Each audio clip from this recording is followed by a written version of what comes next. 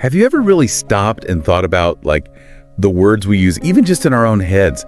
Like, what if those words actually have a real impact on us, especially when we're stressed out? Today, we're going to deep dive into this whole idea of mindful language, and this can actually help us manage stress. It really is fascinating. We're not just talking about, thinking happy thoughts here. It's deeper than that. It's about the actual language having this physical effect on our brains, especially when things get a little crazy. Yeah, when you say it like that, it almost sounds too good to be true, right? It does a bit, but the research is out there. There's some seriously interesting stuff that backs all of this up. So let's jump into it. What's the deal with this whole mindful language thing? Okay, so think about it this way. When we're constantly feeding ourselves negative self-talk, like, I'm so stressed, I can't deal with this, our brains, they kind of take those words literally, like as if they're an actual threat, like something dangerous is happening. And we all know what happens when our brains think there's danger. Right? Exactly. It's like our body gets flooded with those stress hormones, the cortisol, and that whole fight or flight response kicks in. Heart starts pounding, palms get all sweaty, and then you just end up feeling even more stressed. 100%. It's a vicious cycle, really. But here's the thing. It goes both ways. What do you mean? So just like all that negative self-talk kind of sends your stress into overdrive, using more positive, more mindful language, well, it can actually calm that whole response down. So it's like we have a choice in how we respond to stress. It's like having this internal volume knob, We can either crank up the stress with our words or choose to dial it down. I like that. That's a good visual. So then how does mindful language play into all of this? It's not about pretending everything is sunshine and rainbows. We're not slapping on fake smiles here when you're about to lose it. It's about being intentional with our language, choosing words that help us feel a little more in control, even when things feel chaotic. Like, instead of saying, I'm overwhelmed, which just makes you feel more panicked, you could say, this is a lot, but I'm going to take it one step at a time. It's like a subtle shift in the way you're framing the situation, but it makes a difference. Huge difference.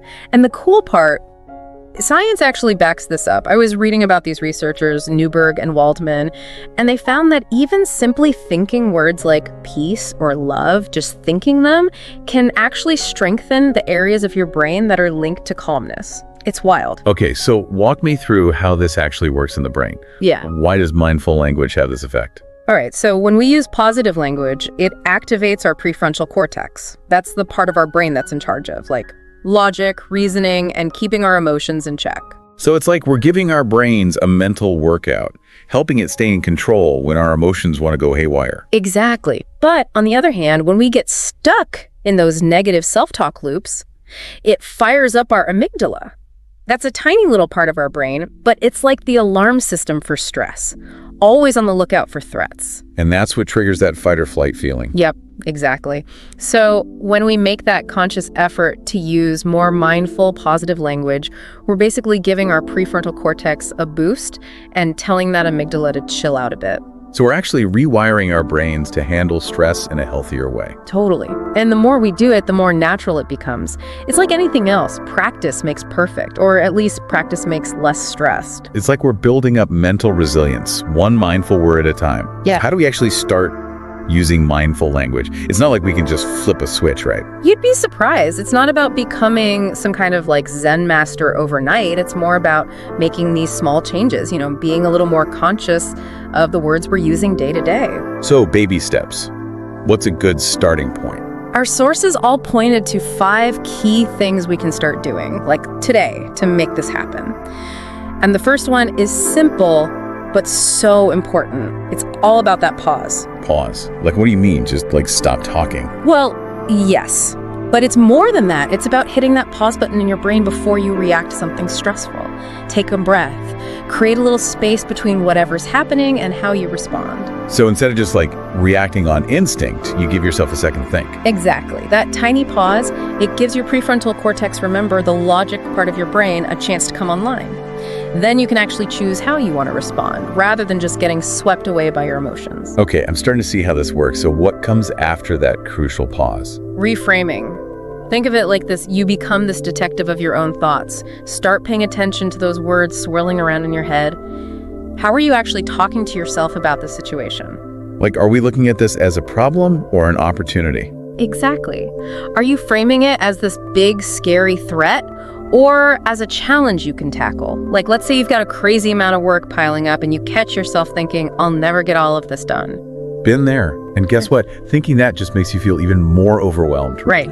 So instead of spiraling, what if you hit pause and reframe it to something like, okay, this is a lot, but I can do this. Let's break it down, prioritize, and tackle it step by step. I can already feel the difference. Yeah. By reframing it, you're shifting from feeling stuck to focusing on solutions. Exactly. And that leads us to the next step, which is all about using more gentle, affirming language with ourselves. What do you mean? Even if you don't totally believe it in the moment, try using phrases like, I am capable, I can handle this, or I choose to approach this with calm. Wait, so even if you're freaking out inside, saying those things actually helps? It's like planting seeds. Might feel a little weird at first, but over time, those positive words, they start to take root and actually change the way you talk to yourself. I like that. Okay, what's next in our mindful language toolkit? Mantras. Ever heard of those? Vaguely. Aren't those like mystical chants or something? Well, they can be. But in this context, think of mantras as short, powerful phrases you repeat to yourself, especially when you're feeling stressed. So it's like a shortcut to calm down your brain. Exactly, like hitting the reset button. Things like, I release what I can't control, or this too shall pass. Anything that resonates with you. You just repeat them in your head when things get rough. Exactly. It helps to interrupt those negative thought spirals and refocus your mind on something positive. And last but not least, don't underestimate the power of gratitude. Gratitude, okay. Like what, being thankful for things? Exactly. Even in the middle of a crazy day, just taking a minute to acknowledge the good things, even the small things, it can totally shift your perspective. Yeah, it's easy to get caught up in all the negative stuff and forget what we're grateful for. So how do we put this into practice? Like, what are we grateful for? Could be as simple as, I'm grateful for this blue sky today, or I'm grateful for my dog. I'm grateful for this cup of tea that's making me feel cozy. Just little things that bring a little bit of joy. You know, it's funny you mentioned gratitude because our source actually talked about keeping a gratitude journal, and it got me thinking. Oh, yeah. Yeah. Like we've talked about all these practical steps to bring more mindful language into our lives, but how do we even know if it's actually working? That's such a good point. It's like we can talk about making changes until we're blue in the face, but without actually, looking at ourselves, it's easy to slip back into old habits. Totally. And this source mentioned writing down things you're grateful for, which is great, but what if we also wrote down those negative self-talk moments? Like actually kept track? Whoa. That is interesting. Like a negative self-talk journal. I've never thought about it like that before. Right. I feel like it could be so eye-opening. Imagine noticing those thought patterns as they pop up throughout the day, then actually like writing them down and reflecting on them later. It'd be like holding up a mirror to your own mind, seeing those little sneaky habits that might be holding you back from managing stress. Exactly. It's crazy how often we get stuck in those negative loops without even realizing it. So by becoming more aware of them, it's like we actually have a chance to make a different choice. And that's the whole point of this mindful language thing, right? It's not about beating yourself up for having negative thoughts. It's about learning to talk to ourselves with a little more compassion. Yeah, like we're training our inner voice to be more supportive, more encouraging. And realizing that our words have power. Not just the ones we say out loud, but the ones we say to ourselves too. It's like we're changing our brains, our bodies, even our experience of the world around us, just by changing our language. It's pretty powerful when you think about it like that. This has been such a fascinating conversation. I'm feeling inspired to start paying more attention to my own language, see what happens. Me too.